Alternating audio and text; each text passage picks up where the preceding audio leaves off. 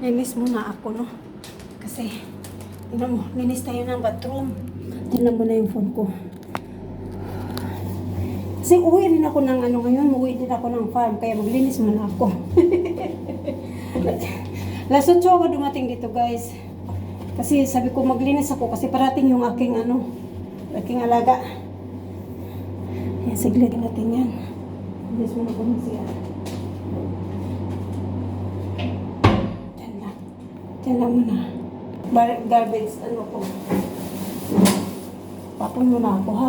So, ayan guys, malinis na yung aking CR. Guys, mag-map na lang ako. Tapos na ako nagpunas, tapos na ako mag-map na lang tayo. Thank you so much for watching and God bless. Ayan guys, di pa ako tapos naka-map. Tapos ito, may itong dalawang pa-laundry natin. Pagbalik ko naman, mag-change ako ng bedsheet ngayon. Magmamap naman ako. Pagkatapos nitong map ko, uwi na naman ako ng farm. Yan, next week na naman ako babalik kasi, may bisita naman dito sa next week. Darating yung alaga ko galing New Zealand. Kaya maglinis muna ako. Ayan.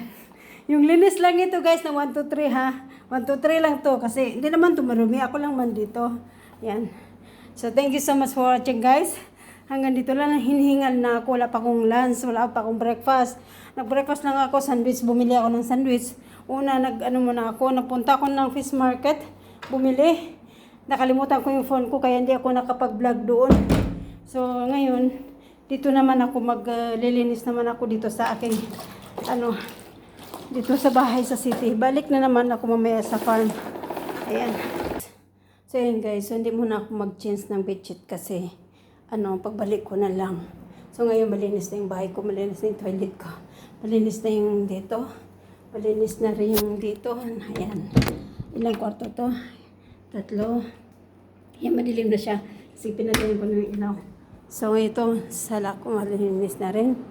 Yan. Prepare na rin ako. Pupunta ng, yan. Itong bar, malinis na rin. Yan. Linis na rin yung bar namin. Ayan. Linis na. Yan, malinis na rin.